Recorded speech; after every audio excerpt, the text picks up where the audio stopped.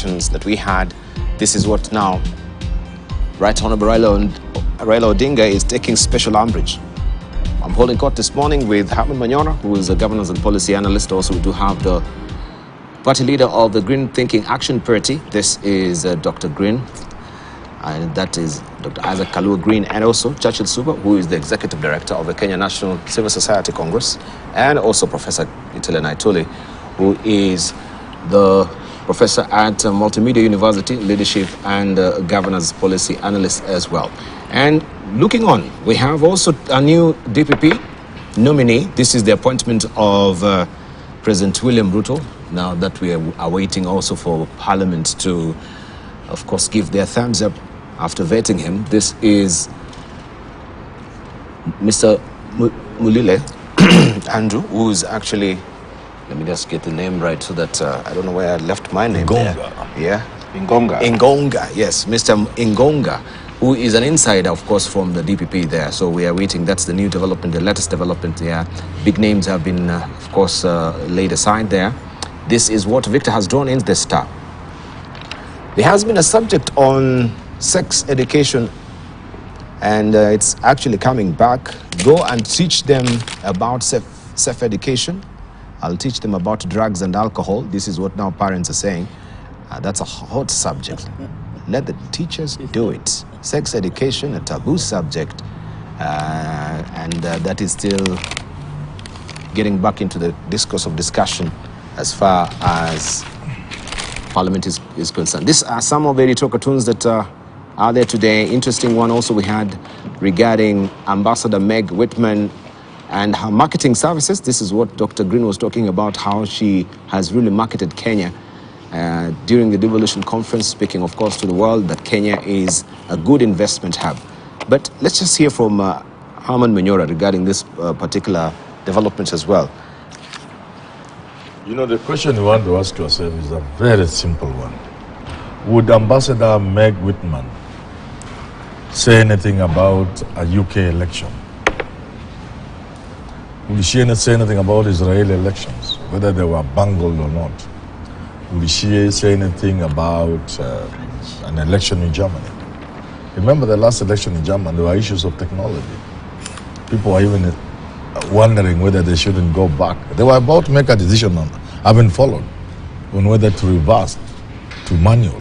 So there are issues in Germany. The question is, would she say the same if she was ambassador in Germany? The answer is certainly no. So why Kenya?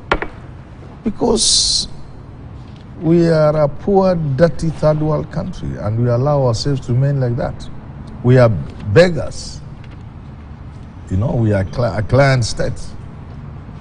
We stand for nothing. Nobody respects us. These are the sort of things somebody will say if they don't respect you, if they have no value for you. And Moi told us many times that hakuna mtu anaheshimu Afrika. So Africans are not doing anything to earn respect from people like Meg Whitman. So she would say what she wants to say about us. I wouldn't blame her. She's pursuing American interests in this country and in the region. So if that serves her right, and just to correct my friend, Dr. Green, I like your green and the passion. She's not talking about the product of the election, how then the legal aspect will come in, that legally we have a president who has gone through the process. She's talking about the process. She's saying the election was one of the best elections. That has nothing to do with basically the outcome. It's about how we conducted our election.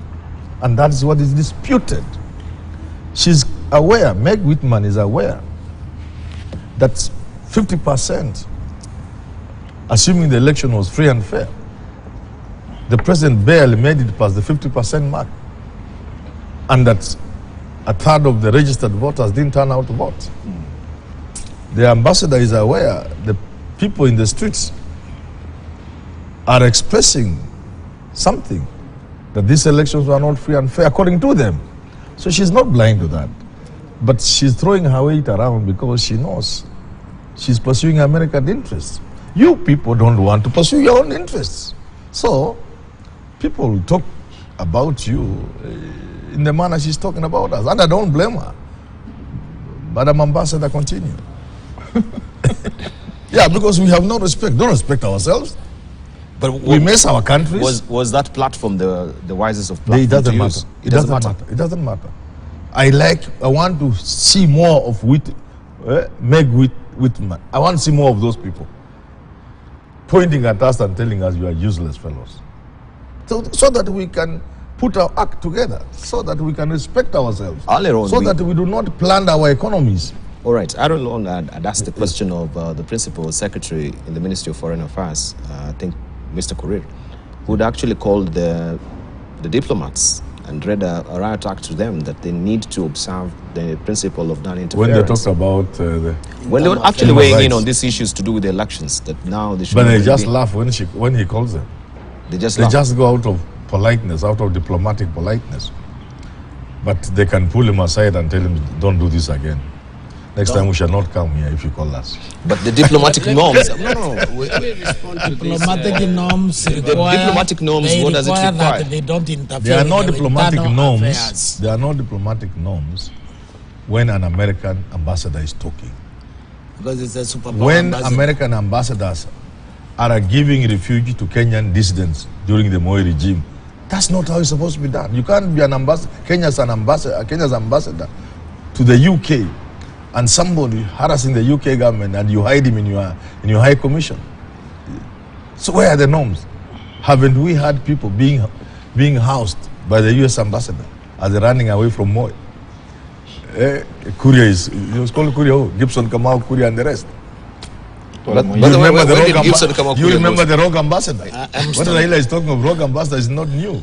There was Smith Hempston, the rogue ambassador. His own book actually, the title was The Rogue Ambassador. No, I think I understand the question you are putting here, that the interference with the internal affairs by foreigners, it diminishes us.